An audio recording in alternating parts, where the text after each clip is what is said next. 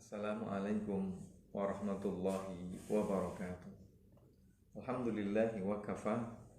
Wassalatu wassalamu ala sayyidina al-mustafa wa ala alihi wa sahbihi al-mujtaba wa ummatihi ila yaumil qiyamati ahli sidqi wal wafa. Sahabat FB yang saya hormati, alhamdulillah kita pada hari ini diberikan kekuatan dan taufik oleh Allah Subhanahu wa taala untuk dapat hadir dan melaksanakan ibadah puasa Ramadan.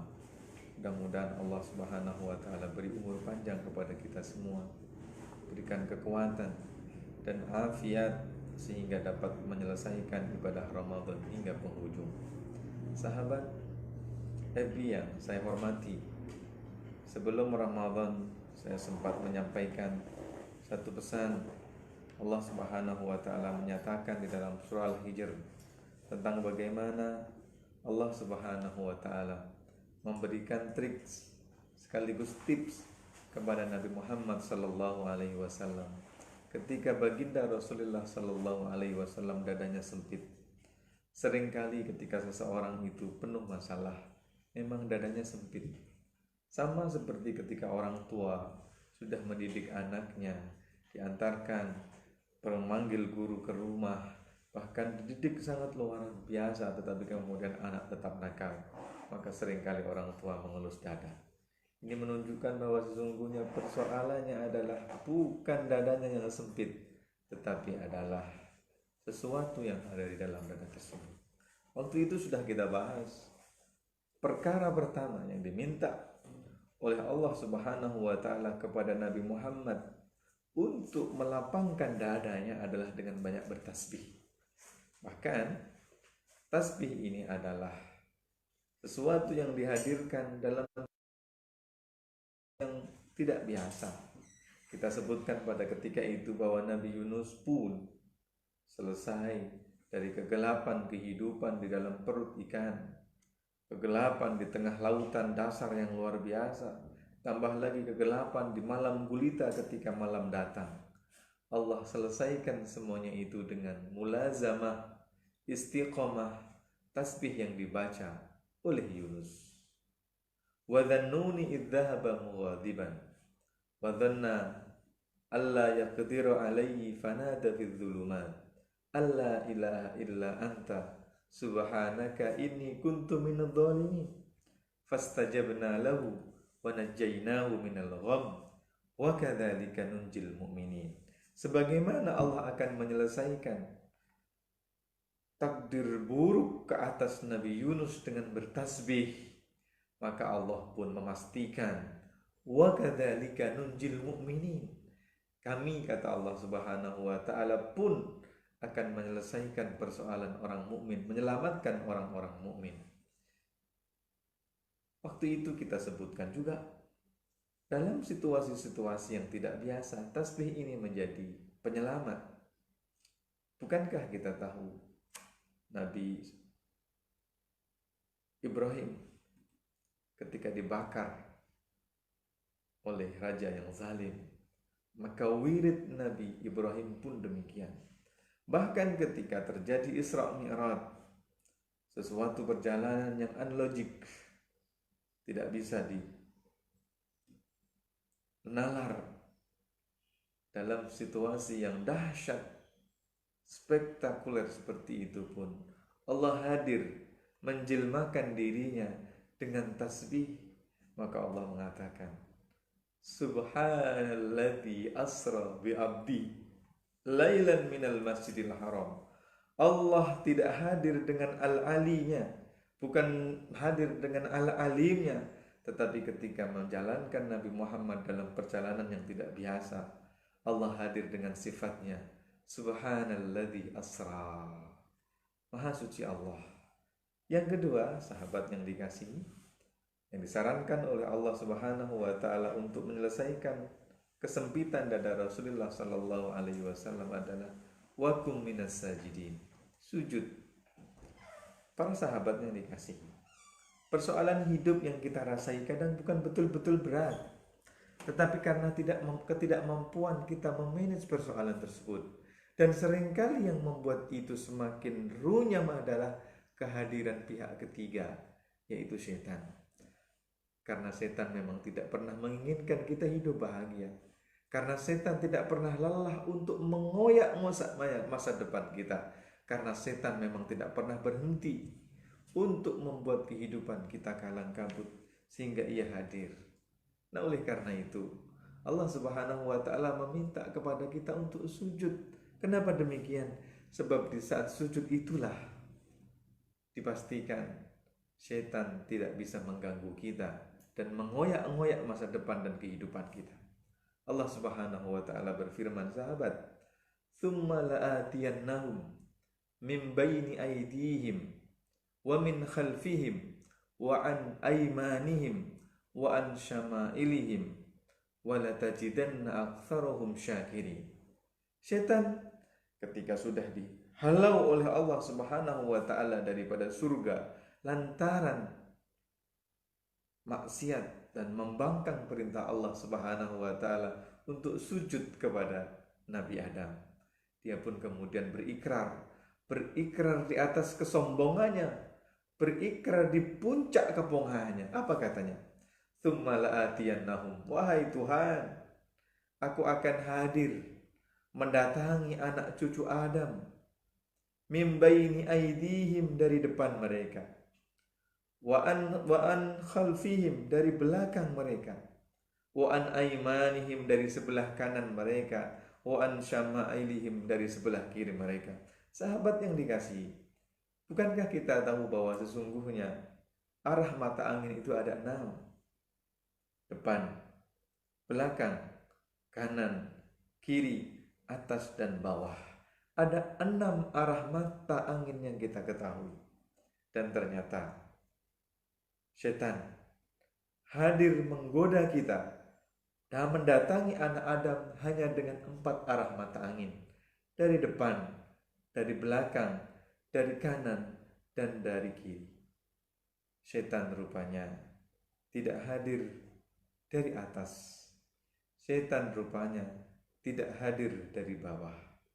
Ini menunjukkan bahwa setan tidak bisa mengganggu kita dari bawah. Setan juga tidak bisa mengganggu kita dari atas. Kapankah situasi atas dan bawah tersebut? Ketika kita menengadahkan tangan mengatakan takbir Allahu Akbar, saat itulah setan tidak bisa hadir. Dan di saat kita merujuk, sujud, merunduh, merobohkan semua kepongahan kita kepada Allah dengan ketulusan, saat itulah setan juga tidak bisa hadir, mengganggu dan mengkacau kehidupan kita. Maka perbanyaklah sujud. Wa kum minas sajidin, kata Allah Subhanahu wa taala. Saat kita merendah sujud, saat itulah setan tidak bisa hadir. Yang ini akan membuat kehidupan kita jadi semakin indah, semakin bisa lapang. Kenapa? Karena setan tidak hadir untuk menghadirkan was-was dalam kehidupan kita. Poin yang harus kita pegang ketika kita bicara tentang sujud, Allah tidak mengatakan wasjudu. Allah tidak mengatakan fasabbih bihamdi rabbika wasjudu. Tetapi Allah hadir dengan wa'bud. Fasabbih bihamdi rabbika wa kum minas sajidin. Allah meminta kepada kita untuk menjadi ahli sujud, bukan hanya sekedar sujudlah kamu. Allah tidak meminta kepada kita bertasbihlah kamu kepada Tuhan kamu dan bersujudlah, tidak. Tetapi yang Allah inginkan adalah bertasbihlah kamu kepada Tuhanmu dan menjadilah orang-orang yang sujud, jadilah hamba-hamba yang sujud. Sahabat, kenapa demikian Allah mengatakan? Ada sebagian daripada kita yang bisa menyanyi, tetapi tidak setiap kita itu adalah penyanyi. Ada yang menyanyi sambil menyiram bunga. Ada yang menyanyi, sebagian anak-anak remaja menyanyi di kamar mandi. Tetapi ketahuilah bahwa mereka bukanlah penyanyi dengan potensi suara yang luar biasa. Begitu juga ada sebahagian daripada kita yang sujud, tetapi dia sesungguhnya bukan ahli sujud. Dan Allah menginginkan agar masalah ini selesai, dada kamu lapang. Allah menginginkan kepada kita bukan hanya sekedar menjadi orang yang sujud, bukan sekedar kita ini sujud, tetapi jadilah hamba-hamba yang sujud. Maka Allah mengatakan wakum minas sajidin. Hadirkan spirit kejamaahan, jangan sujud sendirian. Ini berarti di saat kita punya masalah, berjumpalah dengan para guru, berjumpalah dengan para kiai, minta pandangan kepada mereka, musyawarahkan. Jika masalah berkaitan dengan rumah tangga, ajak diskus kepada pasangan, ajak diskus kepada anak-anak. Jangan sendirian. Jika masalah rumah tangga menimpa kamu, jangan sujud sendirian. Ajak rumah tangga, istri sujud, pasangan sujud, dan seterusnya. Jika bangsa Indonesia ini pengen terlepas dari kesempitan dada mereka dalam menyelesaikan persoalan hidup, jangan sujud sendirian, wahai para ustadz. Jangan sujud sendirian, wahai para pemimpin. Jangan sujud sendirian, wahai para rakyat. Tapi ajaklah semua komponen masyarakat untuk sujud. Nanti Allah akan selesaikan. Dan yang ketiga, Rasulullah diminta oleh Allah Subhanahu wa taala adalah wa'bud rabbaka hatta ya'tiyakal yaqin. Hendaklah kamu Muhammad sembah Tuhanmu sampai kematian itu datang. Mungkin sahabat ada yang bertanya, bukanlah tasbih itu ibadah? Bukanlah sujud itu juga ibadah? Kenapa di poin yang ketiga ini Allah meminta kepada Nabi Muhammad untuk beribadah hingga kematian datang? Sahabat, masalah yang dilalui oleh manusia seringkali bertubi-tubi tidak berhenti. Dan seringkali masalah itu selesai bukan karena diselesaikan. Masalah selesai bukan karena solusi dan konsep yang hebat, tetapi seringkali masalah itu selesai karena waktu. Oleh karena itu, bersabarlah. Oleh karena itu, ridhalah. Sabar ketika mendapatkan masalah.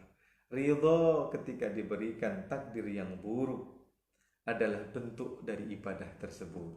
Kalau seandainya masalahmu di dunia ini bertubi-tubi, yakinlah ketika kamu sabar, itu adalah ibadah. Ada waktu pembalasan, ada waktu memanen yang unlimited. Jadi kalau kehidupan kita ini sedih, sesedih-sedihnya kita, itu 63 tahun merasakannya.